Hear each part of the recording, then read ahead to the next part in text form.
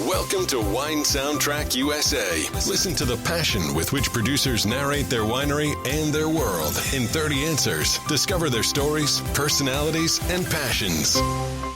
Hello, friends and listeners of Wine Soundtrack. This is Allison Levine, and today I'm with Jason Goelz from Jason-Stephens Wines out of Gilroy, California, which is in Santa Clara Valley. Now, Gilroy happens to be the garlic capital of California, but obviously Santa Clara is a wine AVA. And Jason, welcome, and tell us about where you're located and about Jason-Stephens Wines. Okay, thank you for having me. Jason-Stephens Winery is located in Santa Clara Valley AVA, which is basically Santa Clara County, which encompasses most of Silicon Valley. Anything below 700, 800 feet elevation, anything above that's considered Santa Cruz Mountains. So to give you a little bit of a reference, so we're just south of San Jose by 25 miles or so, and we're at the Stomping Ground, which is a new custom crush facility that has 4 tasting rooms and about 10 wineries making wine in the facility. So we just moved there about 2 years ago. Our old location where we started in October of 2008 was on the other side of Gilroy, on a 70-acre parcel that had about 45 acres planted. So your winery, tell me a little bit about the history of the winery and what you're producing, how much, the basics. The basics. So I had perfect, impeccable timing when we launched. It was October of 2008, right when the housing market took a dump, and I had never sold a bottle of wine before. This all started with not a partnership, but my landlord who owned the property. I convinced him to put a winery up on his property, and that's how it became Jason-Stephens and not Jason Goelz Winery. It became Jason-Stephens Winery because his first name is Stephen. We have since parted ways, and I've moved on and gotten a much better opportunity to have a custom crush facility. So we do, on average, about 15,000 cases a year, depending on the year, the vintage, and how sales are going. We had distribution in about 40 states, but right now we probably have 10 that are ordering regularly, and the others are, somewhat infrequently. That's Jason-Stephens. And what grapes are you producing? Oh, yes. So we're mainly Bordeaux, so we do Cab Franc, Petit Verdot, Malbec. Then also do Chardonnay, Zinfandel, which I'm doing less and less of now, and Syrah. I find Zinfandel the most problematic wine to make wine. Why just because each cluster is so inconsistent. You can have a raisin, you can have a sour rot, you can have a big berry that has no flavor. You get regular berries that do have flavor, and it often rises and bricks pretty quickly after putting it in the tank, and you never know where you really start, which is why most Zins are high alcohol. So, but when I was in Croatia on our honeymoon, we tried a lot of Zins that were really well balanced, that were picked earlier and had really nice structure to them. So that's the style of Zin I like, but it's harder to make in California, it seems like. And where are you sourcing your fruit from? Do you own vineyards or a combination? Combination. We have a new project that we started a couple of years ago. We had Mark Greenspan of Advanced Viticulture consult and plant the vineyard for us, and his partner Alec. And then when we source, Jason-Stephens, everything's like 30 miles around the winery, so we don't go too far. Some from San Benito County, the rest of it from Santa Clara County. So it's changed over the years. And the vineyard you had planted is how many acres? It's a 378-acre parcel with about 25 acres planted right now. Wow, big parcel. Yeah, it's big. It's huge. I figure there's only about 60 acres on it that will be able to get planted over time. So as big as it is, a lot of it's hillside. It butts up against Mount Madonna Park in the Santa Cruz Mountains. So what is your first memory relevant to wine? The first time was when my mom, I grew up in the Midwest. I'm from Indiana. When I was living in Chicago at the time with my dad. My parents were divorced. My mom took us on vacation when I turned 16. And our vacation was to Napa Valley, and I was her designated driver. So I remember at 16 going to a lot of different wineries and like Cloak Goss and seeing all the crazy artwork. So that kind of was the first thing that happened in my mind that's relevant to wine, besides watching my mom drink a lot of wine. So what is your first or most memorable wine you drink? Most memorable? One that probably stands out was the one that kind of started the bug, I think. We moved to California as a senior in high school, and my parents were wine club members at Ridge, and they shared a glass of Montebello with me when I was underage. Hopefully that doesn't get him in trouble. Statute of limitations or something. I'm old now. And that would, just the complexity and the richness and concentration of the flavor is like, wow, this is cool. So that started the bug more so, I guess. And have you spent time traveling abroad and tasting other wines? Not so much. I started the winery when I was 28, and I had $5,000 in my pocket when I started it. And it's basically an all-encompassing or life-sucking activity, starting a winery with no money. So I haven't traveled as much as abroad as I would have liked. I've done a lot of the country, going out doing market visits, but not out of the country as much. And given the limited cellar that you have, since you're drinking wine on a regular occasion, what would you say is giving you the most satisfaction right now that you're drinking? Most satisfaction? Probably my wife's, Alara Cellars. Her wines, it's really cool to see somebody be so successful so early in the complexity of her wines, the unique varietals, and trying stuff that isn't like so mainstream that she uses. So it's really fun. And do you think there's a such thing as a perfect variety? You've been making wine for quite a long time. How do you approach that? I would say there's no such thing as a perfect varietal. Now I would say I haven't met a grape that I don't like, with the exception of the frugalness of Zinfandel in terms of making it, but there are plenty of good examples of Zinfandel out there. So I haven't met a variety that I don't like. I've just met winemakers I don't like. So there are no perfect winemakers? No. Well, no. To me, there's no such thing as a perfect wine. True. So what do you think about wine critics and scores? Obviously, there's a love-hate relationship. When you get a good score, you love it. When something doesn't score as well as you think it should, in your eyes, you're like, what are they thinking, or what's going on here? And can't understand what they must have been thinking that day, or did they have a bad day, or they not like me?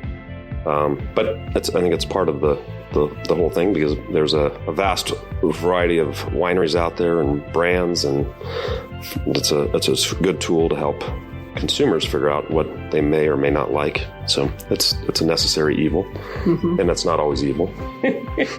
So as a consumer, what would you say, red, white, or rosé?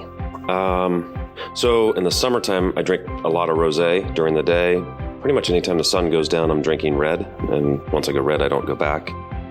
In the wintertime, I like barrel-aged Chardonnay. So I think there's always a time and a place and a situation for wine. So there's no one path that you go down. Exactly. It's very situational to me, very mood-based or seasonal-based or temperature-based.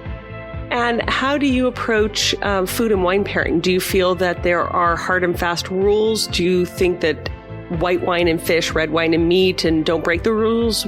What do you think? I think the rules or suggestions are out there for a good reason and often work, but there's also times where I may not want the same pairing because I want that wine and I want that dish. Or a lot of times you're out to dinner and you kind of find the wine that works the best for everybody. And somebody might have fish and somebody might have steak. So I don't think you have to live by the suggestions or the rules out there. I'm not a very good rule follower anyway. Hopefully the TTB or the AVC or the government's not listening to this. So do you have any tips for hangovers if you drink a little too much wine? Hair of the dog is always the best. But hydration, the hangovers are caused by dehydration. So hydration is obviously the best. So they should really change those Gatorade commercials to, drunks waking up the next day with the bottle of Gatorade on the nightstand. Yes. And hair of the dog. So just start drinking again. Yes. It makes for a great lifestyle.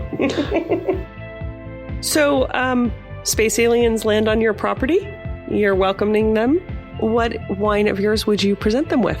This is an interesting one, and I've heard this before, and I thought about this a lot because I really want to know the intentions of these aliens. Are they here to kill me, or are they going to eat me, or are they the nice ones? So if they're the nice ones, then I got to figure out what we're doing for dinner. Let's say they're the nice ones, because you don't want to kill them any more than they want to kill you. Yeah, and I'm assuming that on their planet, or wherever they come from, they probably don't have wine, so it's a new experience for them. So probably start off with something on the lighter side, like a white wine, and build up through the day.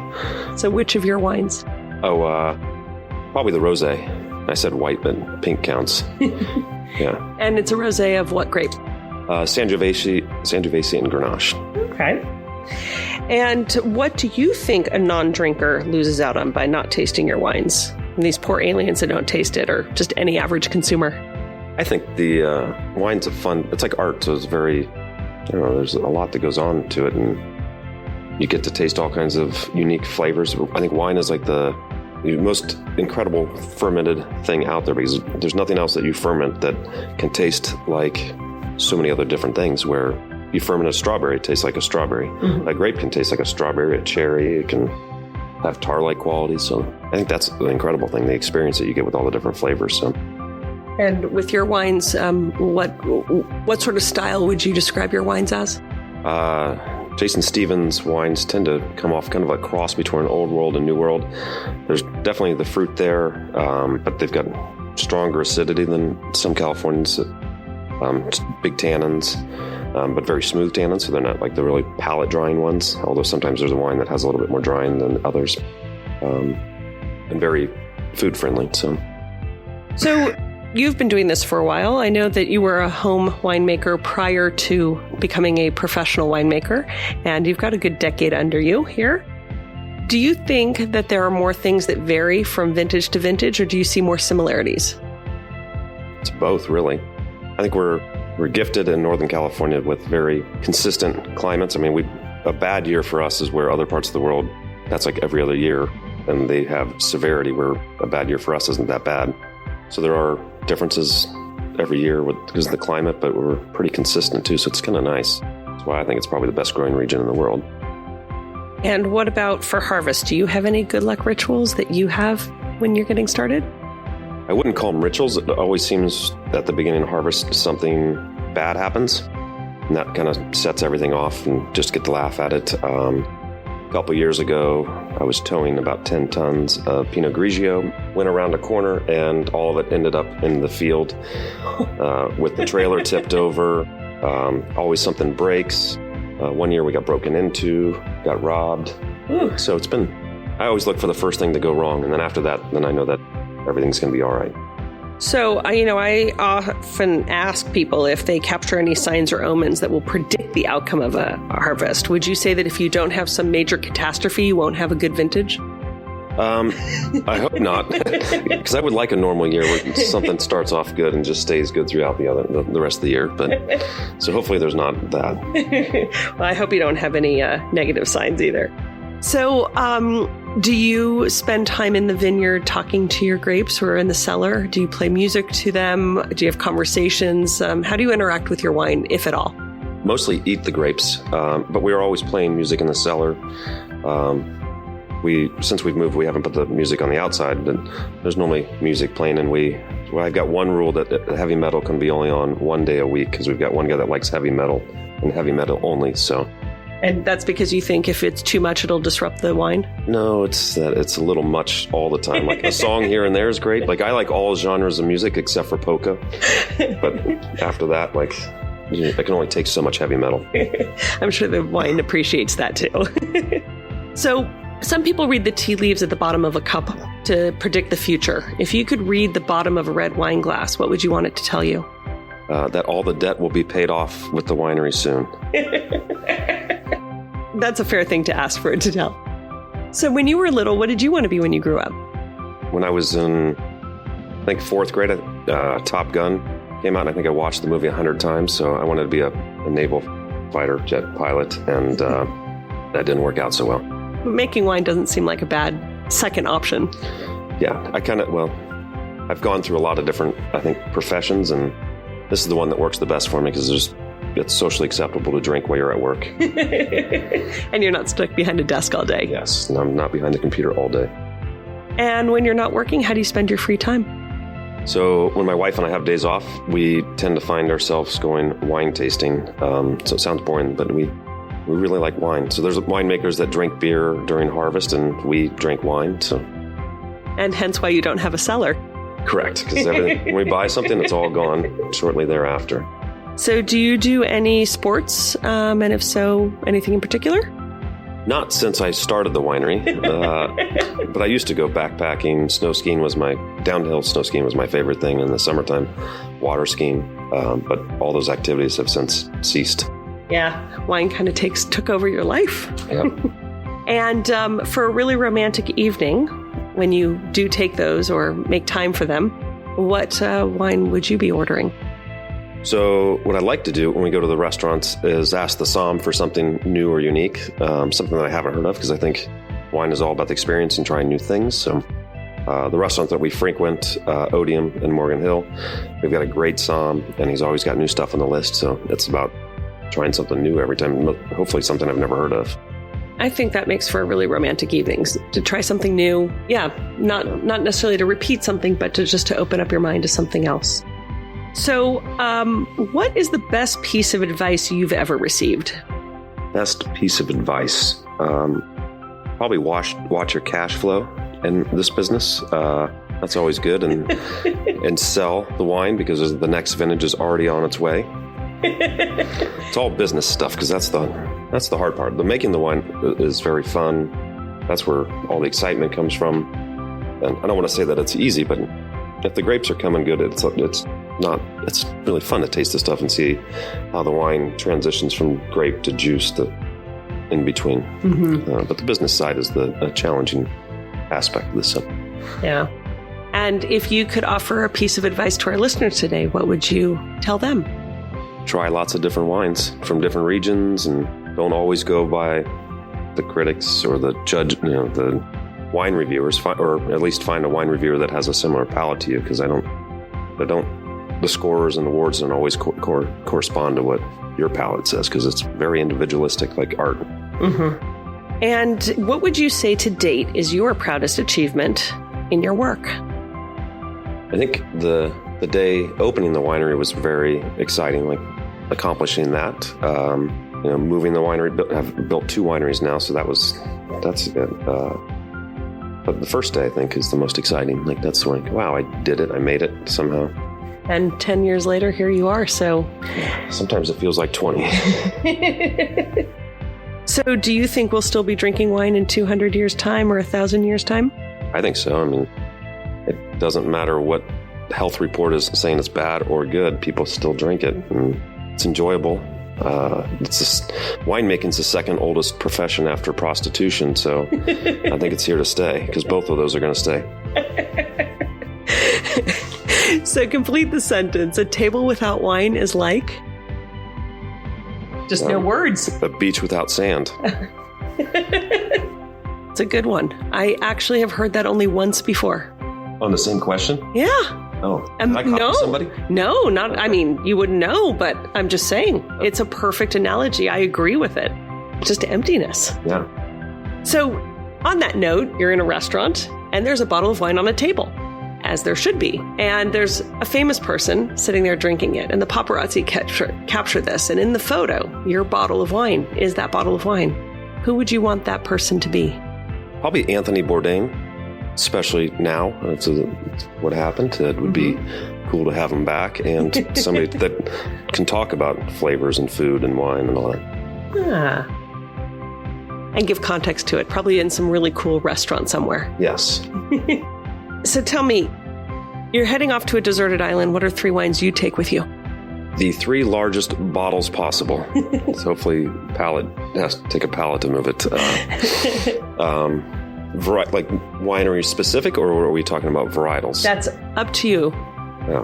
I would definitely do a large white wine, probably like a stainless steel Chardonnay, one that has ageability, so hopefully I can drink it slowly and not consume the very large bottle. Definitely a Cabernet, and then I'd want something unique. I guess I don't know if Cab Franc's unique. It isn't to me, but I think a lot of people come in the tasting room don't try Cab Franc very frequently, so Cab Franc. Okay.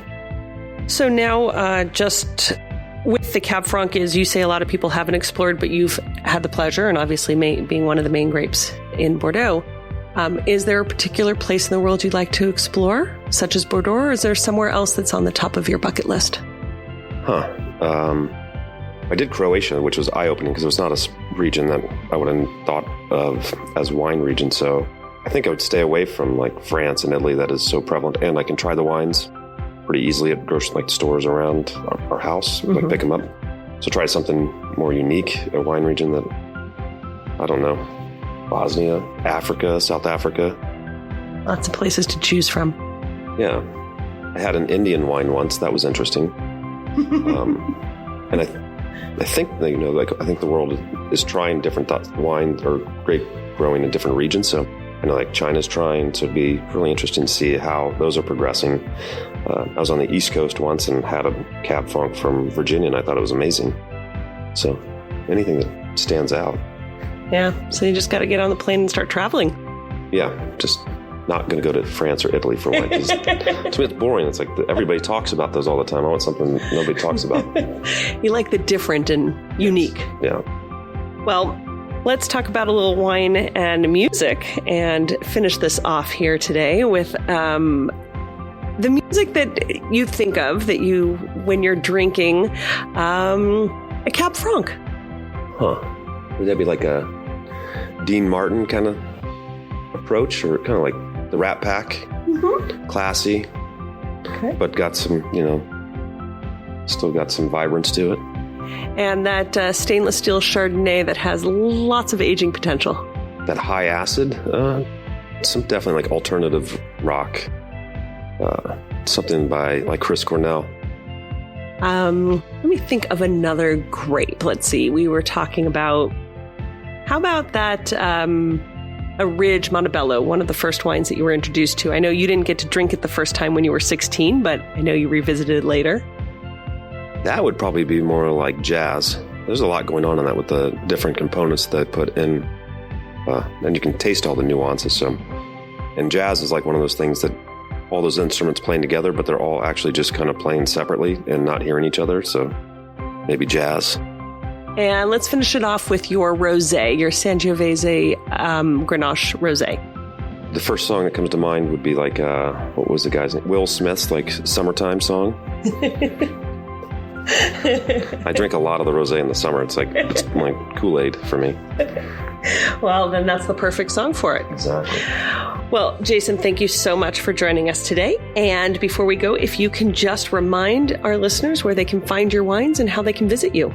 We are located in Gilroy in the Santa Clara Valley AVA, and we're easy to find at Jason-Stephens.com, the letter J, and then Stephens is with a PH. Okay. And your tasting room is open? We're 7 days a week, almost every day except for major holidays. Fantastic. Well, we'll have to head out to Gilroy and check out your wines. Thank you for joining us today. Thank you, and you're welcome anytime. Cheers. Cheers. Thank you. Thanks for listening to a new episode of Wine Soundtrack USA. For details and updates, visit our website, winesoundtrack.com.